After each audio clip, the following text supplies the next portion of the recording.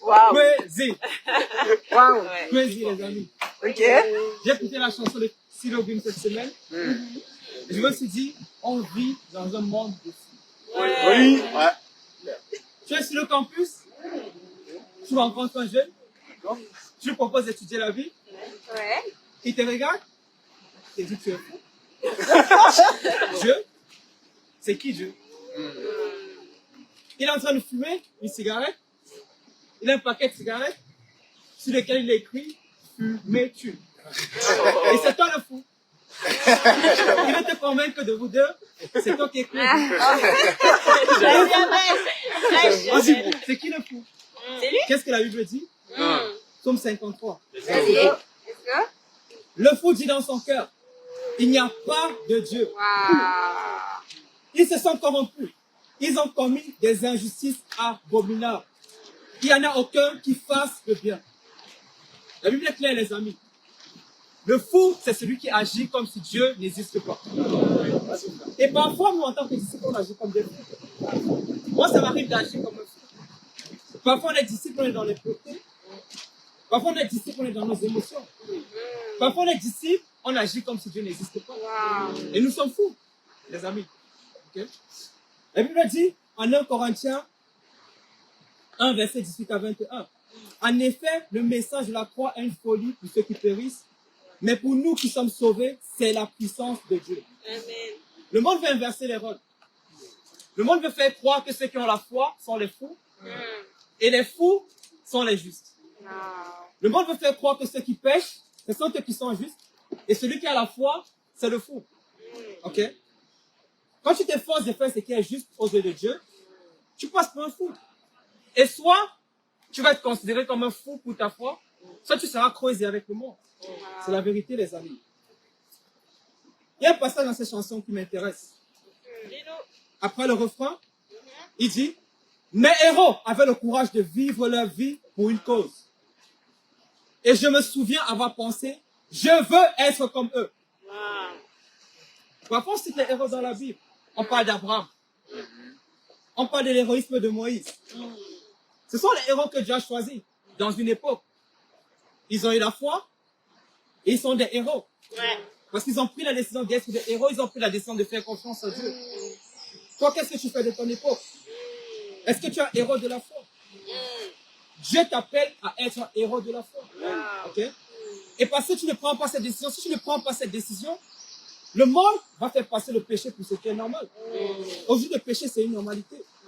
C'est normal de voir des jeunes vivre dans l'immoralité sexuelle. C'est devenu normal. On est dans un pays où les hommes peuvent se marier ensemble. On est dans un pays où les femmes peuvent se marier ensemble. Et on trouve ça normal. Et ce sont ceux qui ont la foi qui passent pour des fous. Est-ce que tu vas répondre à l'appel d'être un héros ce matin? Il y a l'histoire d'un jeune grec qui s'appelle Spiridon Louis. C'est un athlète grec. C'est le premier champion olympique de marathon. Lui, c'est né dans une famille pauvre. Son papa était ce qu'on appelle un porteur d'eau en Grèce. Un porteur d'eau en Grèce, à l'époque, ce métier consistait à quoi? Son papa, parce qu'à Athènes, il n'y avait pas d'eau potable. Donc son papa transportait de l'eau potable sur les charbons. Et lui, quand il était petit, qu'est-ce qu'il faisait? Il courait aux côtés de son père. Pendant que son papa était sur les chariots, avec de l'eau potable, lui est en train de courir aux côtés de son père. Et en 1896, Athènes est désignée pour accueillir les premiers Jeux olympiques. Et à cette époque-là, Louis travaillait dans l'armée en Grèce. Le commandant de Louis l'a convaincu de s'inscrire pour les Jeux olympiques, les premiers Jeux olympiques. Et dans l'épreuve, il y avait une des épreuves des Jeux olympiques, c'était un marathon qui se déroulait sur 3000 km. Lui, ça a pris ce défi, il a participé au marathon, il est devenu le premier champion olympique de l'histoire. Wow. Lui, s'est considéré comme un héros en Grèce. Il a été considéré comme un héros en Grèce. Wow. Durant toute sa vie, lui s'est préparé son marathon en courant aux côtés de son père qui transportait l'eau. Si tu veux être un héros de la foi, tu dois courir dans ta relation avec Dieu. Tu dois courir aux relations aux côtés de Dieu, les amis. Derrière, quand tu es en train de courir aujourd'hui, est-ce que tu es en train de courir après Dieu? Ou est-ce que tu es en train de courir après tes études? Est-ce que tu es en train de courir après une femme? Est-ce que tu es en train de courir après un homme? Le jour de la course, le père de Luis a dit à Luis, reviens en vainqueur. Présente-toi devant moi comme un vainqueur. Luis, son papa était à la ligne d'arrivée. Son papa savait que son fils l'avait gagné. Luis arrive, il est premier de la course. Le peuple grec est en train de célébrer. Il y avait toutes les nations qui étaient en Grèce. Ils étaient en train de célébrer la victoire de Luis. Le papa de Luis, il était là. Il attendait Luis. Quand Luis a franchi la ligne d'arrivée, il s'est présenté devant son père. Il a dit à son père, Père, je t'ai obéi. Est-ce que quand tu vas te présenter devant Dieu, tu vas dire la même chose? Dieu veut que tu sois un vainqueur. Jésus est mort à la croix parce qu'il croit que tu es un vainqueur. Tu es appelé à être un vainqueur. Mais est-ce que tu vas te présenter devant Dieu comme un vainqueur? Est-ce que quand tu vas te présenter devant Dieu, tu vas te présenter comme un héros de la foi, comme un zéro de la foi? En 1 Corinthiens 9, verset 24, la Bible dit, ne savez-vous pas que les concurrents courent dans le stade, excusez-moi, ne savez-vous pas que les concurrents dans le stade courent tous, mais qu'un seul remporte des prix, courrait de manière à le remporter. Quand on compare la vie chrétienne à une course, c'est une course de marathon, pas une course de vitesse. Et puis, après sa victoire a été couronnée par le roi de Grèce. Il a reçu de nombreux cadeaux. Il y a une citation en Grèce qui porte son nom. On dit courir vite comme Luis, courir vite et disparaître comme Luis. Ok? Et Dieu va te couronner. Dieu t'attend à la ligne d'arrivée. Dieu a une couronne pour toi et ce n'est pas une couronne périssable. En Apocalypse 2, verset 10, la Bible dit, sois fidèle jusqu'à la mort, je te donnerai la couronne de vie. Dieu veut te donner une couronne. Tu es le héros que Dieu a choisi. Dieu t'a préparé toute ta vie. Et ton passé, tes épreuves, tes échecs, ça fait partie de ta préparation. Et aujourd'hui, tu peux prendre la décision d'être un héros pour Bruxelles et pour la Belgique. Vous êtes avec moi? On chante les amis, faites froid me chanter. Le vainqueur, c'est celui qui obéit. Le héros de la foi, c'est celui qui obéit à l'évangile des amis. Le titre de mon message, c'est héros de la foi ou zéro foi. Point numéro 1, l'évangile est ton pouvoir. Vas-y. Il y a beaucoup de vent.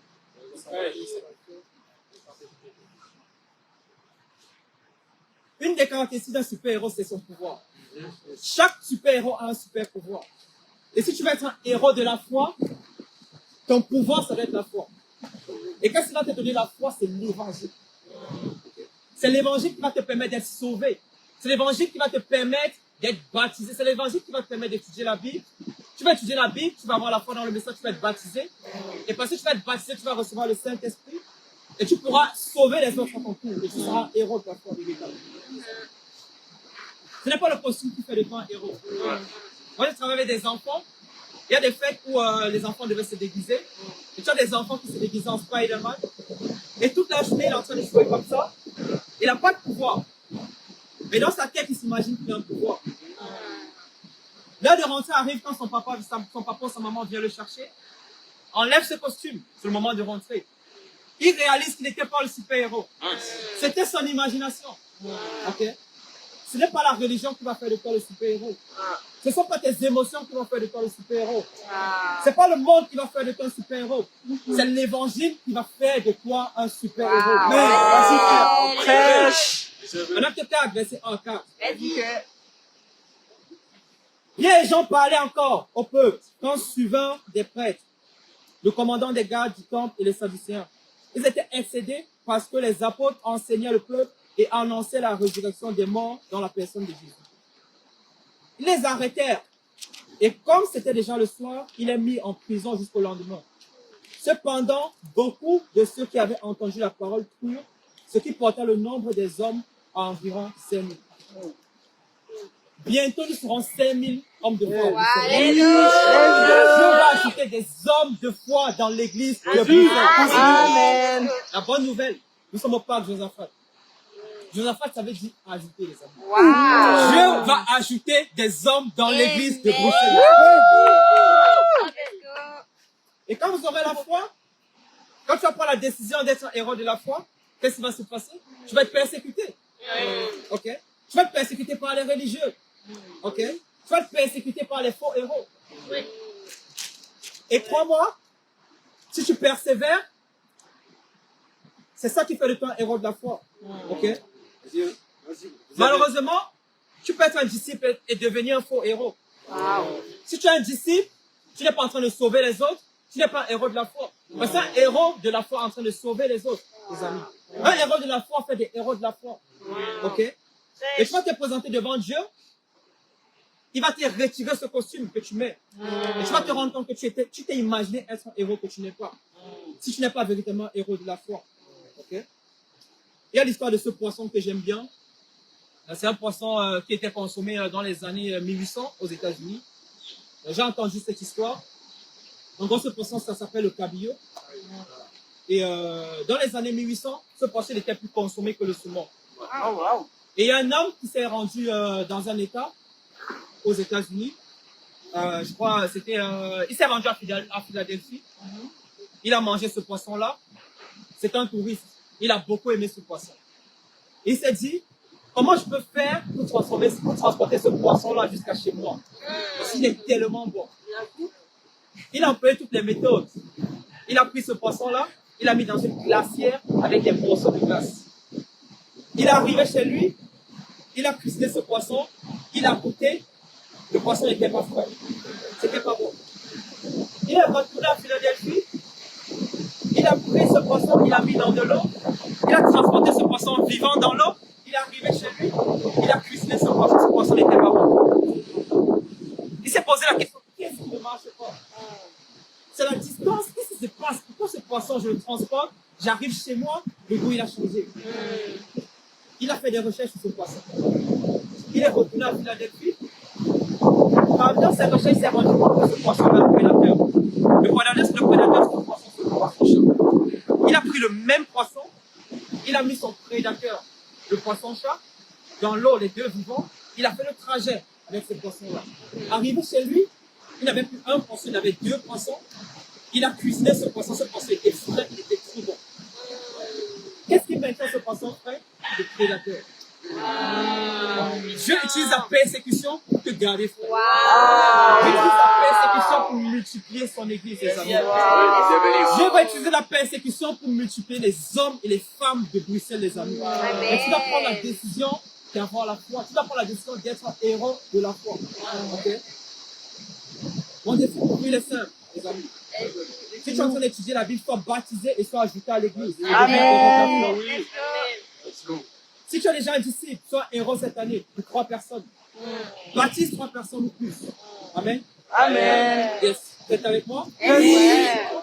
Point numéro 2. Let's go. Héros avec les autres et pour les autres. Un pour tous et tous avec Dieu. En acte 4, verset 32, qu'est-ce qu'on dit? La foule de ceux qui avaient étaient qu'un cœur et qu'une âme. Personne ne disait que ces biens lui appartenaient encore, mais ils mettaient tout en commun. Satan veut t'isoler. Tu ne peux pas être héros tout seul. Tu es héros parce que tu es uni avec les autres. Si tu t'isoles, tu n'es plus un héros de la foi. Tu as besoin de l'évangile. L'évangile, c'est ton pouvoir. Mais ce qui fait ta force, une partie de ton pouvoir, c'est l'église. En Acte 5, verset 1 à 3, on va regarder l'histoire. Ananias et Saphira. Il y a beaucoup de vent.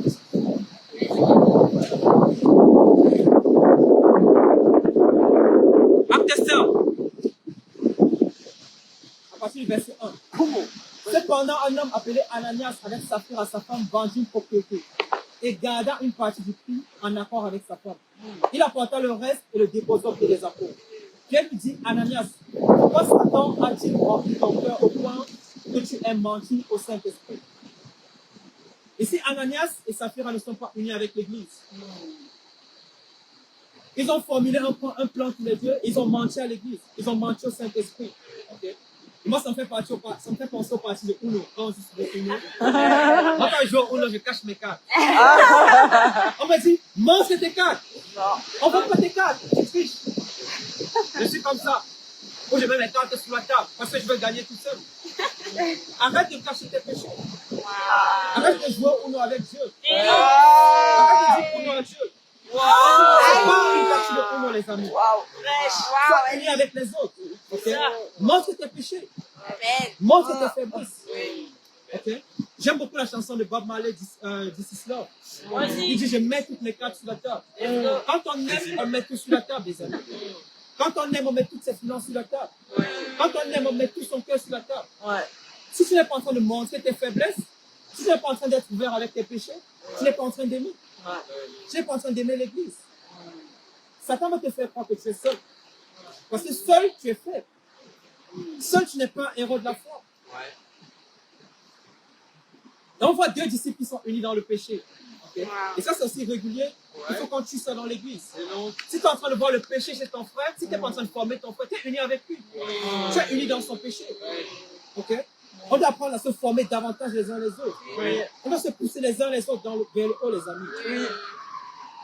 Mets tout sur la table. Mets tes finances sur la table. Si tu tombes, tombe sur le royaume de Dieu. J'ai beaucoup aimé une vidéo de Denzel Washington que j'avais regardée. Il a dit, j'ai pas de plan B. Si je tombe sur ma foi. Et le monde veut nous encourager à avoir un plan B. Le monde veut que tu aies des plans B dans le monde. Satan veut que tu aies tu aies un plan B. Si tu as un plan B, à part le royaume de Dieu, tu auras un cœur divisé. Et un jour, tu vas suivre ton plan B, tu vas quitter le royaume.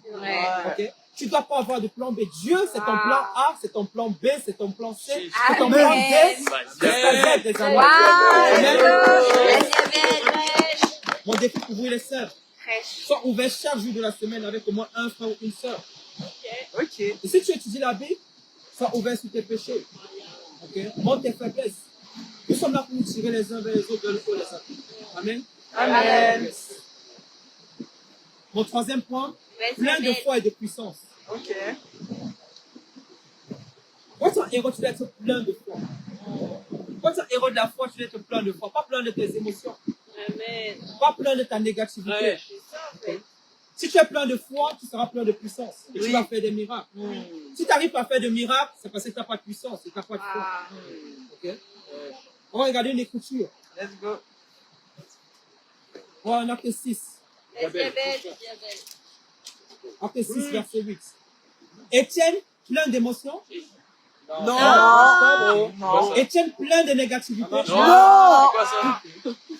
Étienne, plein d'insécurité. Non. Étienne, plein de peur. Non. Étienne, plein de foi et de puissance. Et des grands signes miraculeux parmi le peuple. Si tu veux faire un miracle, tu vas être plein de foi. Si tu veux baptiser une personne, tu vas être plein de foi. Amen. Et c'est pas héros un jour, héros toujours. Non. Tu peux être héros un jour, et demain tu n'es plus un héros si tu tombes de la foi. Quand je disais la Bible avec un gars dernièrement, il dit, avant moi j'ai fait des disciples. Et qu'est-ce que tu fais aujourd'hui? Ça reste à prouver. Hier, j'ai fait des disciples. Ok, qu'est-ce que tu fais aujourd'hui? Okay? Et c'est pas zéro un jour, zéro toujours. Amen. Tu peux être zéro et passer à héros. Amen. Et c'est ça la puissance de Dieu. Amen. Okay? C'est une question de foi, les amis. Oui. Et tu peux pas non plus être un héros à temps partiel. Et c'est qu'en Belgique, on aime le temps partiel, les amis. Et c'est qu'en Belgique, on aime travailler à mi-temps. Ok? Même le climat à temps partiel en Belgique. Okay? Ta foi ne peut pas changer en fonction des circonstances. C'est ta foi qui doit changer les circonstances de vie. Okay? Il y a un dessin animé que je regardais quand j'étais petit. C'est Matin. Matin. Sa spécialité, c'est que chaque jour se lève, il a un nouveau personnage. Il ne contrôle rien. Aujourd'hui, il peut se lever, il a un avocat. Demain matin, il peut se lever, il a un médecin. Après demain, il peut se lever, il a un vampire. Après demain, il peut se lever, il est pompier. Après demain, il peut se lever, il est criminel. Et il n'arrive pas à s'en sortir, en fait. Il dit avec ça, en fait. Il aimerait être un enfant normal, mais il n'y arrive pas.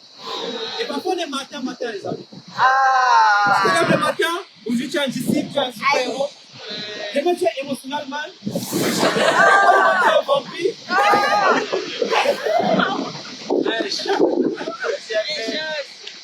Si le matin tu es en train de chercher les choses, tu seras matin. Dieu va décider de qui tu seras dans la journée. C'est comme émotionnel qui soit dans la vie. Ah, wow. Satan va définir si tu es émotionnel. Satan va définir si tu marches par ta négativité. Satan va définir si tu marches par la peur. Ok? Dès le matin, tu dois chercher Dieu pour être un héros de la foi, les amis.